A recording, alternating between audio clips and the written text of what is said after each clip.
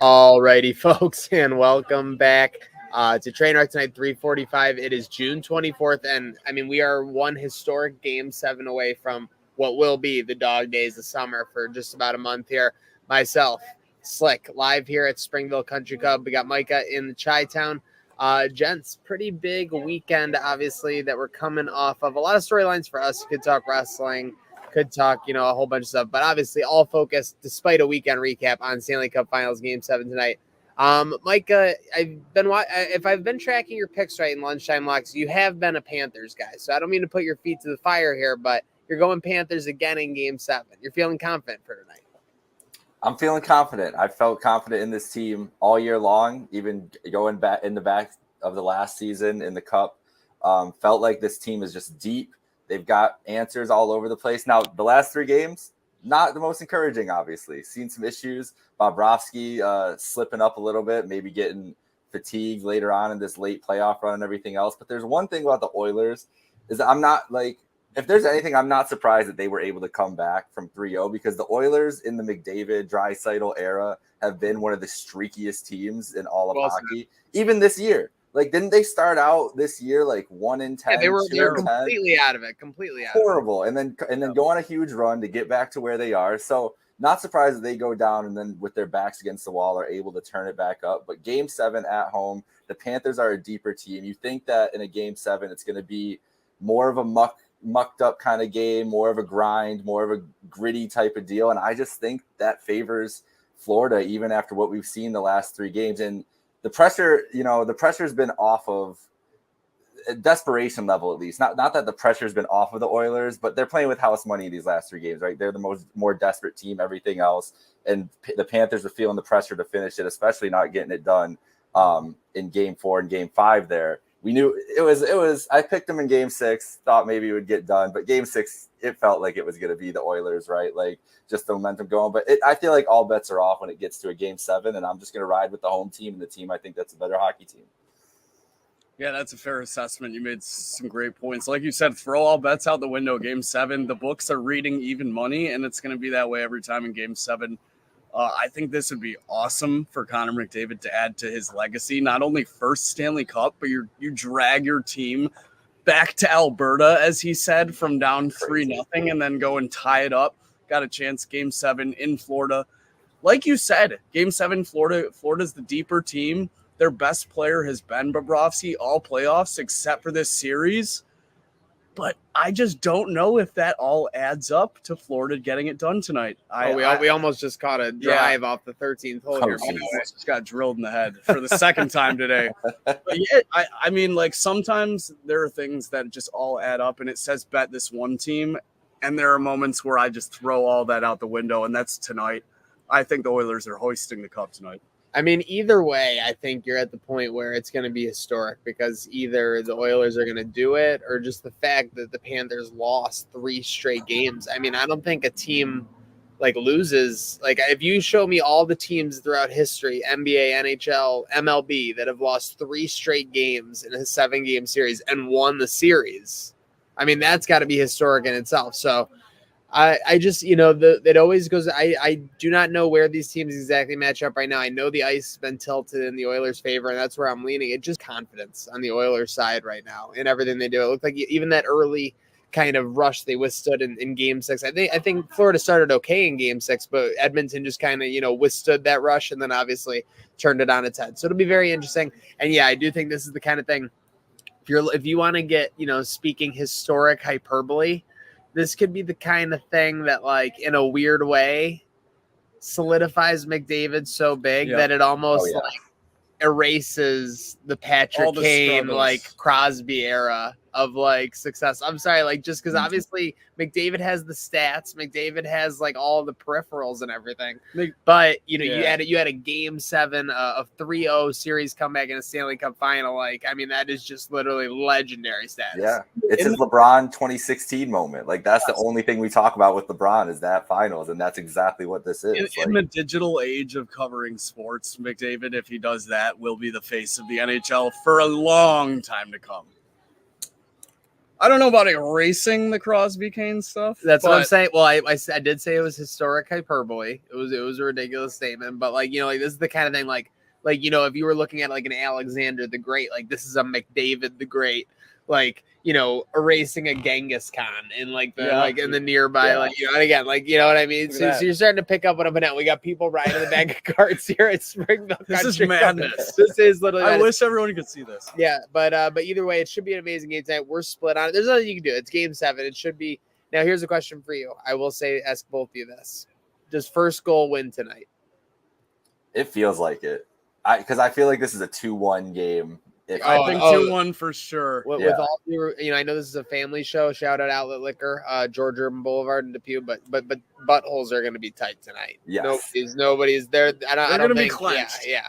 So I'm very much expecting first goal to win. I think we're all on the same page there. I did put in the rundown real quick, and I want your guys' answer. Who has more to lose now that Edmonton has kind of completed the comeback here, and it is even money tonight? The Oilers or the Panthers? I still think it's the Panthers, but I'm curious your guys' thoughts. I think it's the Panthers as well because not only with the cup loss last year, but you've already let the other team come back from 3 games. Mm-hmm. If Florida wins, they're supposed to. If they don't, they gave up one of the most historic runs in Stanley Cup final history to one of the greatest players ever. So they have everything to lose, and the Oilers can go in not with no pressure, but they're riding the confidence, and the Oilers have no pressure in terms of what the Panthers. The Oilers are Bruce Wayne in Dark Knight Rises when he was trying to get out of the pit, and right now they're at that one jump where it's like nobody ever makes this jump because nobody's ever done it. So. Very interesting to see. Good reference. It's it's a great reference. That I think I'm in line with you guys. It's definitely more pressure on Florida, especially with the fact they lost the cup last year too. Like if you lose back-to-back years and lose in historic fashion, too, that's. I would love to have a discussion like what's crazier, losing 4 straight Super Bowls or losing 2 straight Stanley Cups, one of which you were up 3-0 in the series. There is an argument to be made. Definitely. Oh my God! When you look at the historic precedent, absolutely, there are dozens of teams that have lost in the Super Bowl, but nobody ever in the history of the NHL has done that. And first takey sports talk, if the Oilers lose, if the Panthers lose, yes, but if the Oilers lose, the McDavid talk again is like, okay, you got all the way to this point and then still couldn't get it done. When's he gonna get a cup? You know what I mean? Well, if the Oilers that's like go ahead. Stephen A is gonna be on first take. Is McDavid better than Gretzky? Oh yeah. Real quick before we get off this topic and we start talking about Springville CC. For the Oilers, it's either been McDavid game, depth scoring, or Skinner. Which of the 3 do you think it would be tonight if it's an Oilers win? I think it's McDavid game, but I think Skinner plays a big role tonight. Goaltending is going to be huge on both sides. Like we were both just saying, I think it's a tight game, 1 score. Maybe we might even see an overtime. All right, folks, we got a beautiful day here at Springville CC. We got to check in with this. So obviously, myself and Slick are out here at the Pancho's Army Golf event. We got Bill's Elvis. We got Justice, General Redford. We got Anthony running around with his damn head cut off. Amazing event here. Amazing day at Springville CC. Yeah, for sure. We got Don Brown killing it over at the party tent. Over by Ruben. Forgot about it. Yeah, Ruben, hole 14. Amazing event. Great cause. 3rd annual. It feels like so long since Pancho left us, but this is all in honor of him. Everyone's here having a great time and looking forward to Bill season coming up as well. It's a beautiful day too, might add. I'm failing on his name and I don't want to mess it up, but Andy, the benefactor for today is a 3-time cancer survivor who they're helping obviously raise some money for. So Mark, I believe. Mark, yeah, okay. He's with I was feeling like a Mark when I was trying to remember it in the middle of the show, but with that said, shout out to Mark, obviously, and shout out to everyone participating here at Springville CC. And that's what Scotty was saying to everybody yesterday at the Travelers. My goodness, how much of this event were you guys able to tune into? I know it was on a Sunday fun day. I was following along mostly on my phone along with we both you put it in our chat yesterday and I tailed on you with Scotty just like, hey, let's come on, this has got to get done. You had to. Oh, there he is, getting the wall pink. hey, there we go. Get the pop. There we go. Exactly. No pop. How's your dad feeling about the event so far? After what happened, not so good, but everything else pretty good. What happened? You don't want to know. Okay, we don't want to know. Okay, that's breaking. Something happened. We don't want to know. Wow. With that said, we do want to know. So you were trailing down the Travelers yesterday. Obviously, we were tailing Scotty. I could not believe what I saw on the 72nd green. I mean, I know that security can't, stop all these, people from running through the barricade, but my goodness, protesters going through. I would hate to have to make a 10-foot putt after someone ran all over the green. I'm sorry. Insanity, bro. Like it was straight chaos. But what isn't chaos is it's the most boring bet in sports right now, but you just got to keep going with this run by Scotty right now. Like it's absurd. We haven't seen it in Tiger days. Seriously, great respect for our guy Jeff Blank over at Tee to Green. He puts out his card weekly, and I respect his card because throughout the years he's been a winning bettor, but he keeps putting Shoffley, Morikawa, dude, I'm sorry, you at least just need to sprinkle Scotty for a 0.5 unit every week now. There's no way you should not be betting Scotty every week if you're betting Scotty, or at least sprinkling Scotty in addition to whatever you're betting. I bet Cam Smith every tournament, but you also got to bet Scotty. Come on, you're just an idiot if you don't at this stage in the game. I disagree, though, Mike. I don't think it's the most boring bet right now. I think it's kind of electric that Scotty's just doing all this in this time span. You're right. It's we're witnessing greatness. You're both right in the sense that Micah is if you don't look, it's just you won. There's no sweat. But you're right. The way he's been getting it done, it has been last round comebacks. It has been dominant performances. So that's very exciting. And by the way, speaking of dominant performances, let's go over to our guy SchefflerLegion, who was at the Travelers this weekend, covering all the action in person. All righty, folks, and welcome at this time. He's in the winner's circle again.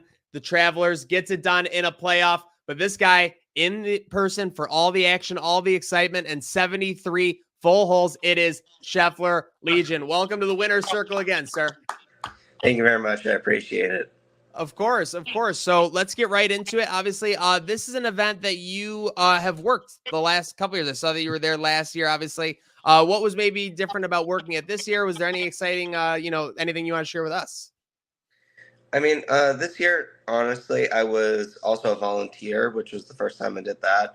And it was definitely very exciting to be up close to the players and being there for every single grouping, because as a spectator, typically I'm going to follow one group, and that's typically Scotty, of course, or someone in the lead. And, it was definitely pretty exciting because I got to be up close. And I did post a video at one point where I was behind the tee box when Scotty was teeing off, and I was doing the paddles, telling them if you're going straight, right, or left. And that was really a big moment because I think it's just cool. You get to be behind these players and you get to hear their caddies talk. On that tee box, the fourth, it's so isolated that I'm really the only one back there. I mean, I actually saw Keegan Bradley so angry that he tossed his ball into the forest. I'm well, don't talk to him. I love that. That's a strict sign, guys. So Keegan and I aren't that different when it all comes down to it, throwing our balls into the woods. With that said, Scotty obviously gets another win, his 6th of the season. And, you and I have mentioned this, I think, even in our previous show, but his wins have kind of, been cut from the same cloth this season. It's been, decent starts, staying in the pack, and then around that 3rd or 4th round, finally kind of ascending to the top of that leaderboard. Yeah, I mean, that would be pretty true because I think I can't even recall the last time he was the first round leader. He always just lurks back in the first round or two, maybe takes the lead in round 2. He's definitely done that a couple of times this season, I think. But he always does put into pace on the weekend and just show that he is the world number 1. He can do this. He can just tear up a field and eventually just climb it and then win. I mean, he's done it 6 times this season, and he's doubled his win total for his career. So, I mean, he dropped 2 shots back, and I think then he rattled off 4 birdies to end the round, almost holing it out in the last, putting it to 1 inch. It was insane. I mean, he was really honestly, I was at one point thinking, hey, if Scotty's not going to be in this, even though I know he has comeback potential, it's Scotty Scheffler, world number 1. I'm please let Tom Kim win this.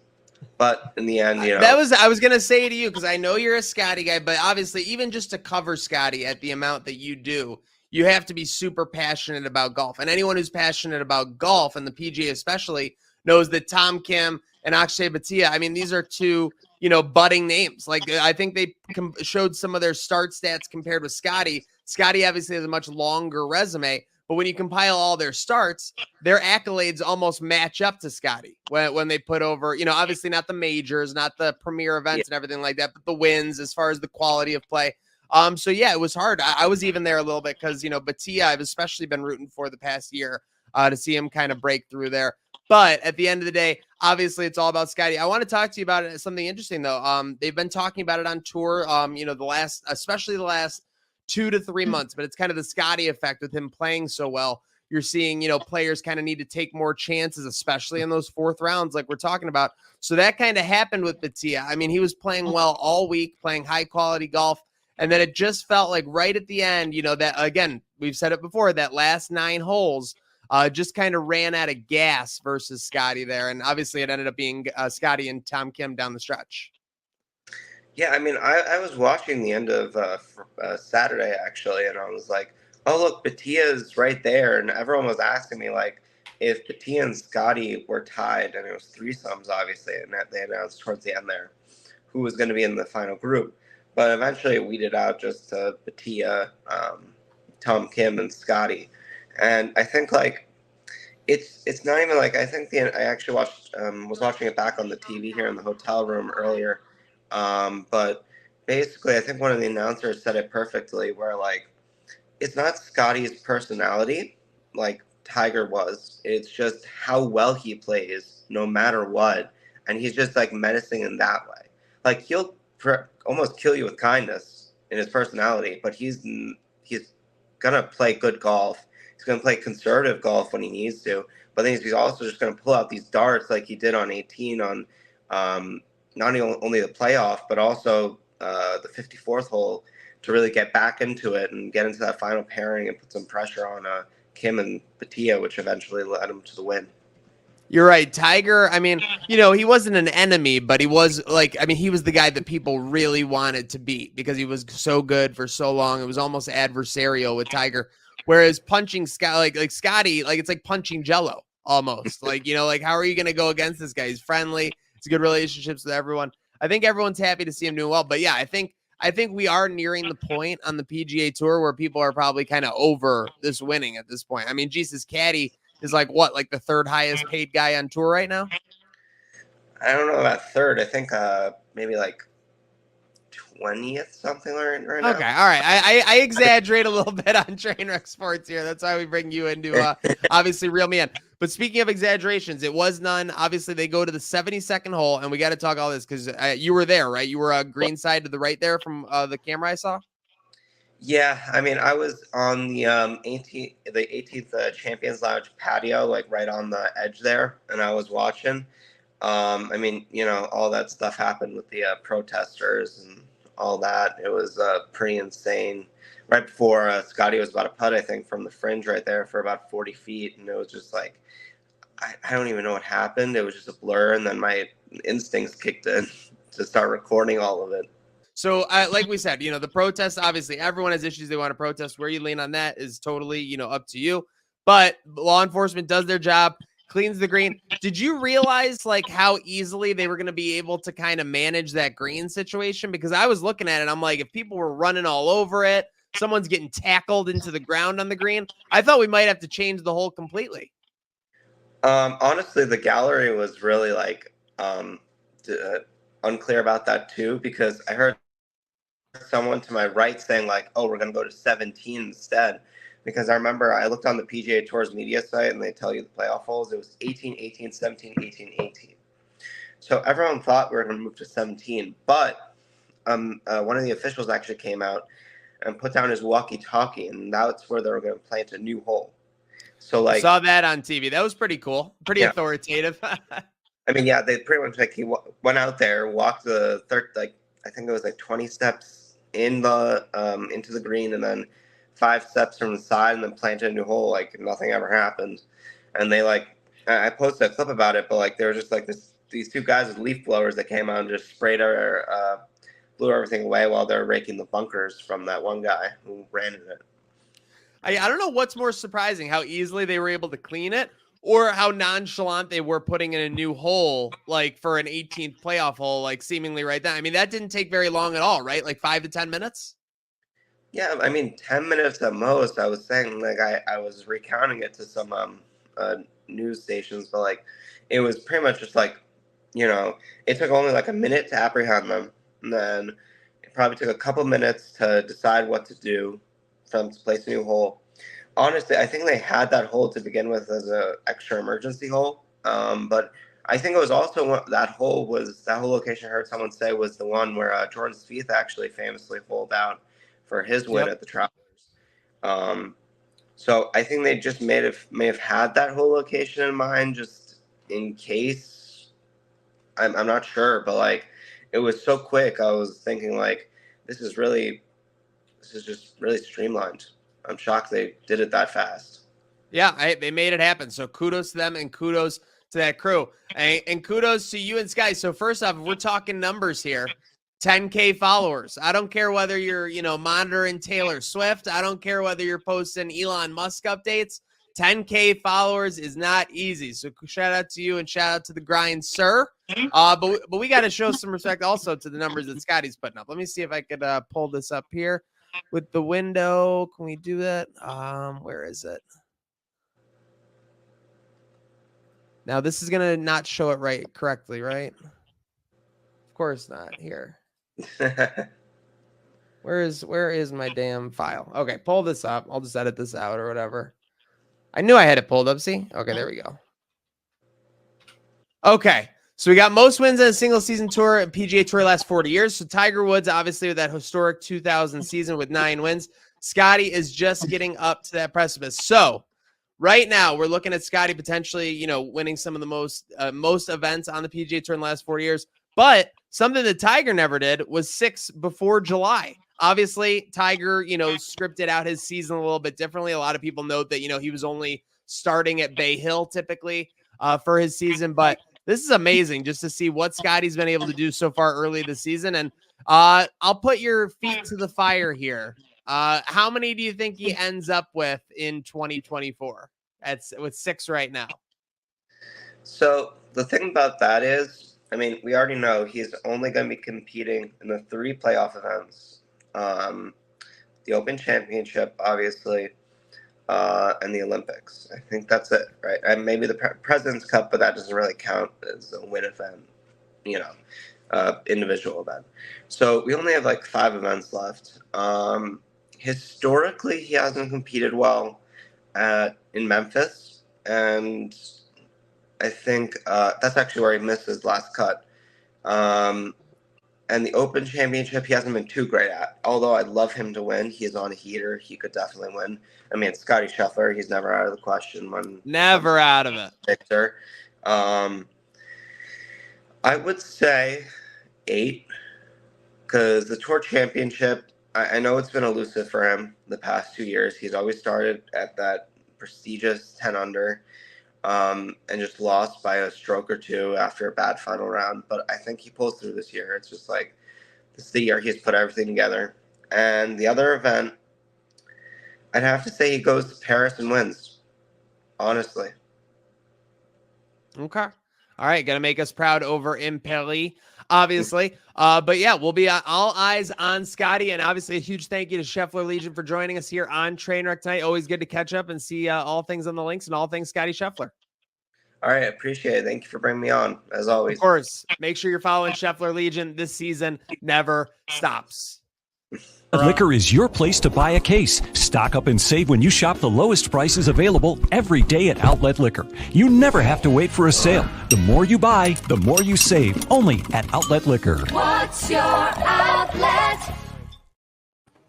Always good to catch up with Scheffler-Legion. If you need to catch up on your stock, make sure you get to Outlet Liquor, Georgia Urban Boulevard in Depew. After this episode, by the way, folks, we will have a vlog featuring some of our footage from the Buffalo Sports Hall of Fame last week, as well as the event today. Of course, following that, we'll have our House of the Dragon breakdown with myself, Micah, Donovan, and Parthy. But with that said, focusing on the now and focusing this week ahead, I wrote this down in the thing. I might be catching us off guard, but AEW does need viewers, and they're going to get some in the crowd at least this week in Buffalo. Myself and Slick will be in attendance, as well as Parthy. So we're excited about that. Big show, Micah. I guess talking about this, like as far as an AEW sense, I did put AEW needs viewers, so that is kind of the headline.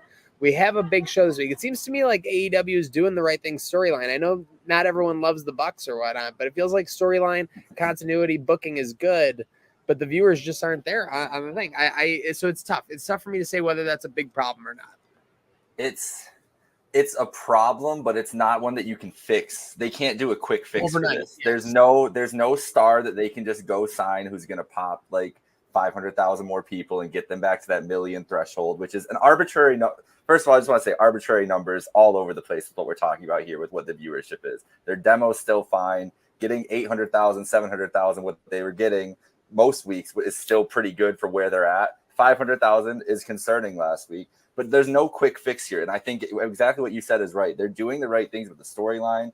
They have so many new stars that have to be introduced to this audience and built up to be big deals. Like they're just starting out early. It kind of reminds me of like 2015, 14, that area of WWE when we're establishing Roman as a main event guy and trying to figure out his footing. Rollins is getting established. Like there was like Owens when he first showed up, Zayn, like there was a point where it's like, we know that we have to give the ball to these young guys and we're going to just have to eat some years where interest isn't as high because we have to build up that rapport within like the lore of the company to get them more established, get those stories, get everything else going. That's what it feels like right now. So it's not a quick fix. In the meantime, they're going to have to eat the ratings. They're going to have to eat some smaller venues and smaller houses and everything. It also correlates directly with WWE being the hottest it's been in literally 25 years. So there's only so much wrestling that a casual fan is going to watch each week.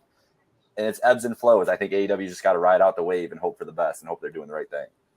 It's just, I'm going to let you go, but it's just got to be frustrating because it feels like they're doing the right thing booking wise. And then I'm seeing people say the booking is bad. I don't know. It's definitely got to be frustrating for a guy like Tony who puts his all into this. I mean, you can have your opinions on if someone needs to take his role or not. But like you said, they're doing all the right things. You opened last week with MJF's first match back in however long against Roosh to open the show. That's exactly what you want to do with his first match back because a lot more people are tuning in again to see him, Ali, who doesn't watch AEW. But they're doing the right things. The numbers just aren't there, and they will come. But like you said, Micah, that was a great analogy because I feel like that's exactly what they're doing in terms of like the 2014 WWE superstars of today. They're trying to do that with the Ospreys, the Swerve Stricklands, and all these guys that are kind of newer to the AEW and entire wrestling audience as a whole. Ospreay just coming over to this TV audience on a weekly basis. They're giving him all the spots he needs to, and the number's just not going up. I feel like the only thing that's going to help the number at this point is going to be Wembley, the nearest thing. That show's going to do huge numbers like it always does. I don't care what the doubters say, anyone in our group chat. Wembley's gonna pop like 60,000, and everyone's gonna love wrestling again. So I won't say any names, but there have been a couple people who have said in the chat that AEW might not survive like 2 years. Cry me a river. Yeah, there's no shot. It'll be around. It just doesn't seem like that, but I mean it's very fun. I think Ernie bases it a little bit too much. No. Ernie's not the one saying AEW won't be around 2 years. I'll say that on the record. He's not the one person. He just got us straight. But the one thing I'll say that Ernie does is funny is he says we are like kind of like the top percentage of wrestling fans, like to where we care. We like follow all these angles and everything like that.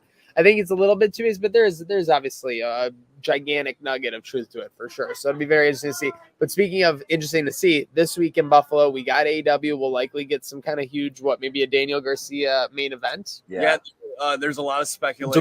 Do we know, Micah, anything else besides that we'll be seeing MJF for sure? We have sorry, I know you asked Micah, but we have a trios match, Tony Storm, Mariah, and Mira versus the Outcasts, Saraya, Hannah J, and Harley Cameron, yeah. And there's also the Can We Coexist tag with Swerve and Will Ospreay versus the Gates of Agony. Oh my gosh, that's gonna be a banger. Classic. Yeah, that's like watching, your John Cena tag team with Randy Orton against the whole roster. That was a great comparison, 2015 WWE, because I'm just thinking about it. There was so much less traffic. So even if you weren't all the way in on Kevin Owens yet, if you weren't all the way in on, Seth Rollins, even like, I know some of us were or whatever, But it was just a much easier time to get over with a product where you're kind and think of what Vince did then. He's bringing back Goldberg. Like he was desperate for ratings pops in the same way too. He's like, we got to bring back the old guys and everything else. And AEW has went to that well a couple times, but that's not the answer. And there's not really a guy out there who can be that person. Like Copeland was the last one. I don't think there's another one unless it's Goldberg again. Like maybe that's just who it is. Who knows? Dude, I'm so over and I'm seeing the whispers of the one more match. Like, I'm sorry. No, thank you. No, thank you. Can we talk about the whispers about Shane McMahon? Well, that ended up being just like nothing, right, Micah? Oh, really? For the update, I read the update that said that neither side had any clue what that was talking about. Yeah, I don't think they've ever really talked about it, but Shane's been talking to wrestlers. I want to know who AEW wrestlers backstage are talking to. Oh, there's one I can think of. This had to be Copeland, right? Isn't that what people are saying? Okay, Copeland. I was thinking Shane might be a branch on the learning tree. You never know. Oh, yeah. Wow. He really could be. Now we're talking. Wow, those are some roots. I've worked with my branches, but now I'm bringing back a root. Imagine you hear, "Here comes the money," and then the music cuts, and you hear, "Hey guys."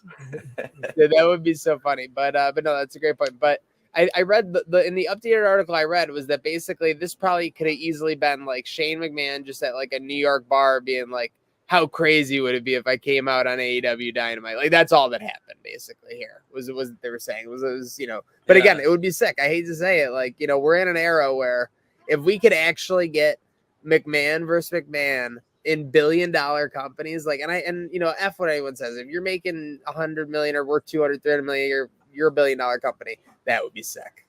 We all know what happened last time he stepped in a ring, though.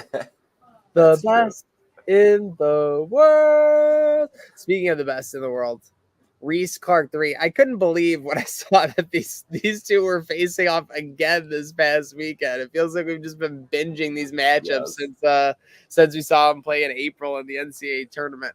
But this one with a rare living up to the hype, not in the physical sense or hard foul sense, but dap where it's due. Angel Reese putting up like an absolute mammoth of a stat line in a big come from behind win for the Sky. So you got to give credit where it's due. Again, I can't get in much of the analysis of it, just like I can't get into much of the analysis of why like Kyrie Irving is so effective, in like the playoffs, even though, he's a depth guy. But it's great to see. This is all I'll say is they're selling out like massive arenas for these, right? And that's all that matters to me. Is I just love to see that the product is being sought after. I hope they do a good job with it. I know that there was some initial struggles with like the streaming options and stuff for everything, but I'm happy to see the WNBA thriving. I think that was just a preseason thing. I think they're adapting and doing pretty well. This storyline obviously is awesome, and we're gonna experience years of this. It feels like. Michael, what did you say the minimum ticket price for this game was? Like $215? Yes. Yeah. Crazy, man. Do you know where's that played at? Not at United Center, was it? No, Wintrust Arena, which is still like 10,000, 11,000 seats. It's still pretty big. It's just a bad comparison since United Center is the biggest arena in the US. Big arena. Even Caitlin Clark after the game was like, we need to get one of these in United. We could fill up 21,000 in here. I think they could, dude. Especially with this matchup, you should do special matchups like this with the storylines at United Center. If you're gonna do it, when the Sky are involved, AEW, paving the way for major sports to do these things. But yeah, I just ran that back. I mean, you're talking 2.5 million in ticket sales easily. Yeah. I'm very interested. Very interested to see what the TV ratings were yesterday because it was a very strategic. Like you said, this is the third time they played in the league already this year. They've been pumping in those early season fever games with Caitlin Clark on TV, just like because we didn't know if the team's going to be good. So let's get the interest while they're still at least hanging around or whatever. But this was perfect. There's no hockey, no basketball. Was it 6 p.m. game too? Like it was after golf? Yeah, ESPN. Yeah. So it's a very good slot for a Sunday afternoon to get this attention. And obviously we know that this matchup specifically brings a ton of eyeballs to the sport. And yeah, like you said, no thought-provoking discussions, anything like this. We're talking about the game and Caitlin having a franchise record for assists. Angel Reese with the first 25 and 15 games since Asia Wilson in 2018. Is sick. I don't care where you're playing. Did you guys see the video of Angel lining up on the block at the line next to, I forget the other player, the defender, who was guarding her, but the ref came over because she thought they were like really arguing like hard. And they both immediately just turned to the ref and were like, we're just talking, like, go do your job. Ridiculous. So Let funny. him chirp. Let him chirp. Yeah, literally. Well, Angel is really good at getting the people going. Let me She tell you. is. I respect her. She's a great heel. Like she's Yeah. seen her role as everybody's like, oh, why does she do already this? realized it. Yeah, She's not struggling like LeBron was in those initial days with the Heat. Like LeBron took like what, 1.5 to 2 years before he fully was like on like the villainous Heat player. Yeah. Like Angel Reese took like 5 games, and she's like, well, I might as well just like lean into it because everyone's booing the shit out of me anyway. Yep. If they're gonna position her against Caitlin Clark, who's being positioned as like the ultimate conquering baby face right here, as long as they're both delivering on the court like they were yesterday, it's gonna be one of the best rivalries the WNBA has ever seen. And basketball rivalries, it could go down in history too. Like it's been special for a couple years now, and it keeps rolling. Yeah, and again, just put a wrap. It's just so right. You don't need a discussion. To go back to Goldberg, it reminds me of like a Brock Lesnar Goldberg match. Yeah, you don't need to really like look at anything too much. You're just gonna have your moments. It's gonna be a spectacle, and someone's gonna come out top. And yesterday, that was done in the most blockbuster of form. Make sure you are staying along with us for all things blockbuster. We'll have the vlog coming up of some Buffalo Sports Hall of Fame and the Pancho's Army event coming up of this, and of course, House of the Dragon talk later tonight. But for right now, obviously, it's great weather. It's a beautiful day. The sun is shining. Make sure to go have a good night now.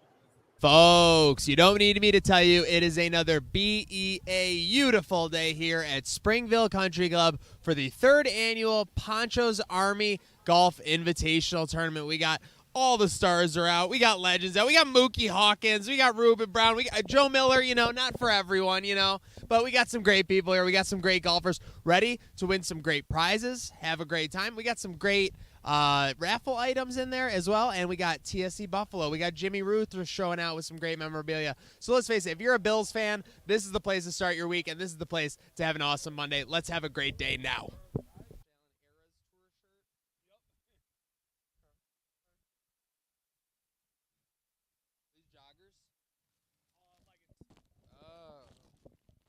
These would look good on you, Slick.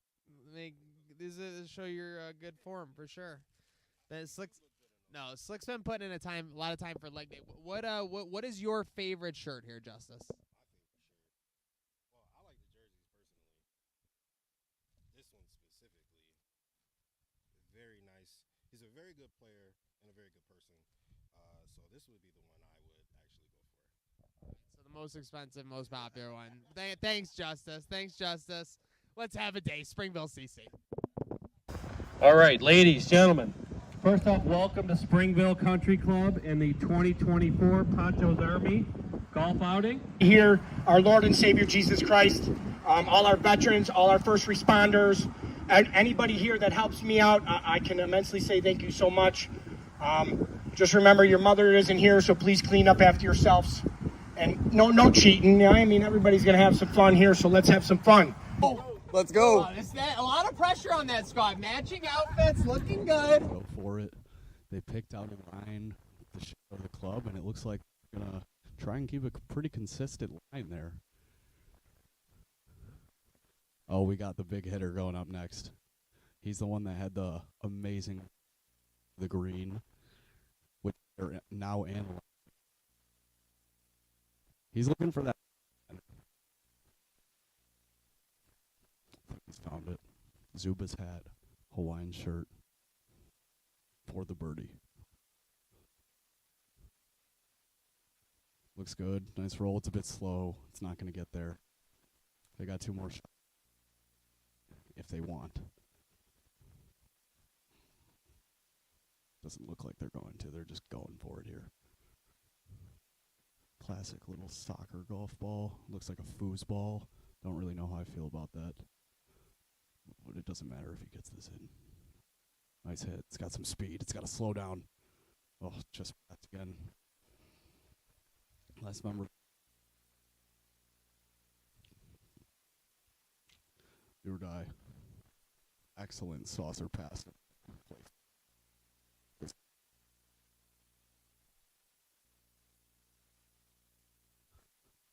Oh man, we got a girl on our left.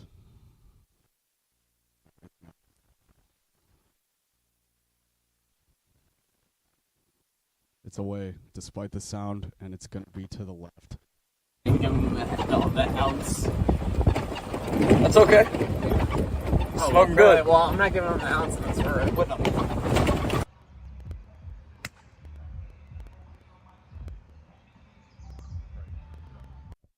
All right, folks. What tee are we here? Not a clue. You're just driving around. We got Massimo. We got Brianna driving around without a clue here. What's the key to making sure this is the best Pancho's Army event yet? Buying a T-shirt. Buying a T-shirt. A lot to buy. You can get in the memorabilia. You can get in the raffles. On a scale of 1 to 10, I feel like your dad actually has this event kind of like he's got it going.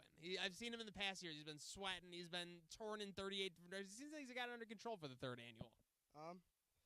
He's stressing. He's really stressing. What do you think is at the top of the stress list? People not doing their job. People not doing their job. It's like you should be doing something. You should be helping out on the course. Instead, you're doing media and an interview. What would you think if someone was criticizing saying like that? I don't know. What I would say is that I'm sorry. This comes first because this train never stops. Let's go, Massimo. Let's go. Let's go.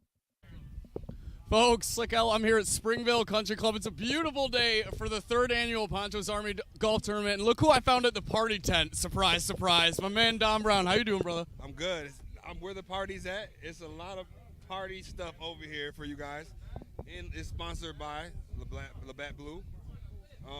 We got, oh, man, she has some infused drinks over here.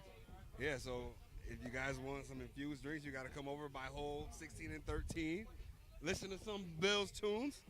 I have a feeling I know where I'm going to be stopping a couple times throughout the day. The sky is blue. The beer is blue. It's a great day to be here for the Bills and for Pancho's Army. Does this train ever stop, Dom? The train never stops. Let's go, Bills. And this one's up in the air. It's got a great trajectory. Oh, ho, ho, ho, ho. Folks. Some high-level golf being played here at the Pancho's Army event. They stick it to within 3 feet.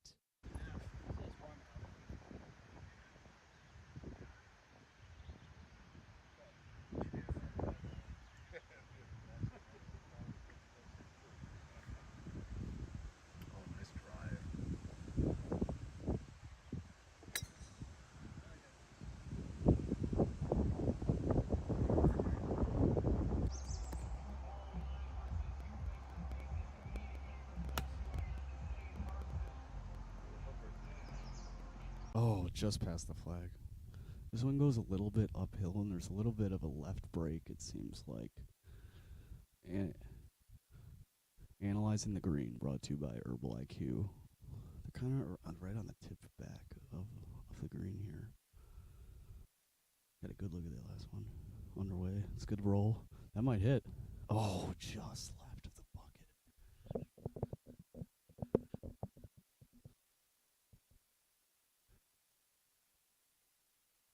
Two good looks. Let's see another one here. It's going up. It's got good speed. It's a bit left, though, again. Seems to go a little bit uphill left there, so everyone's trying to push it up on the left a little bit. If you can just put it up very slightly, but keep that same roll. That one's to the right. It looks good. It's in! It's in the hole! It's in the hole! Wow. Incredible. That was special. Analyzing the Green, baby. Herbal IQ. Maniac here at Springville Country Club, and we're back with another segment brought to you by Herbal IQ, Analyzing the Green. You're looking at this one on the par 3. It's a big slope on the right side, just on top of the bunker, but it really does even out on the back side. You're seeing a little break of right to left. They're saying you might want to go about a cup right. So again, they're expecting them to go right at it. They're saying 1 cup right here. This is to seal their birdie on the par 3. Oh, didn't break till after. Didn't break till after. It's about a 10-foot putt.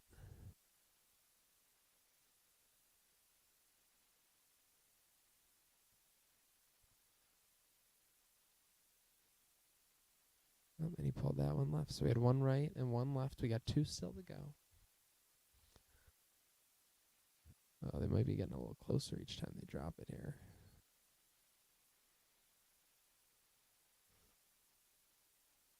Oh, did that count? Okay. Oh, we got kind of like a putt bot stroke. He gets in the zone. That looks pretty good. Oh, just hooks around the hole. Right to left at the end. Yep, hit it at the edge. Okay, can he save the birdie for the scramble? 3 misses so far. This is what heroes are made of on a Monday here at Springville Country Club. Can he do it? Oh, that's heartbreaking. That's heartbreaking.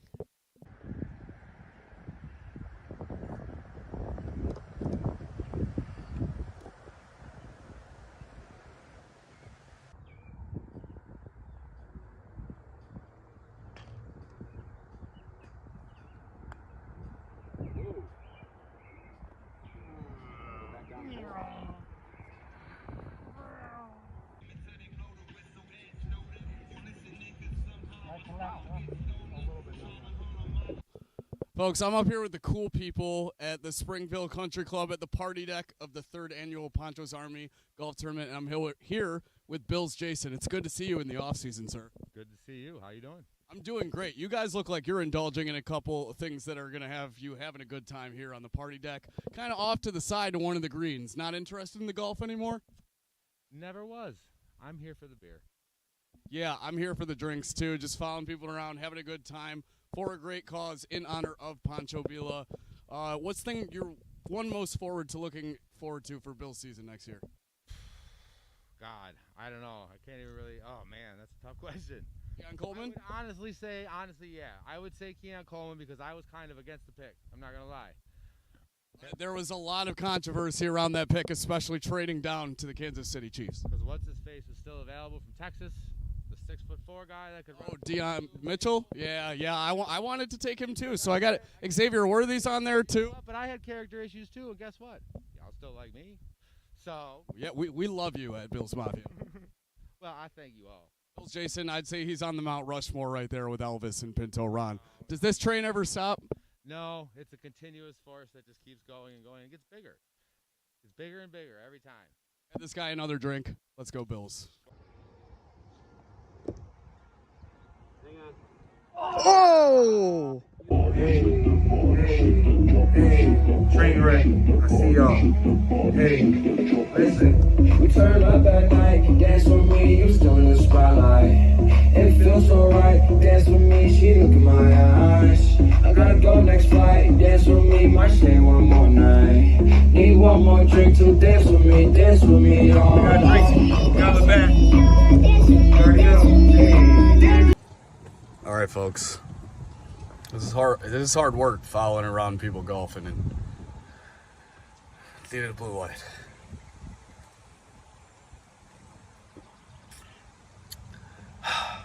All right, back to work.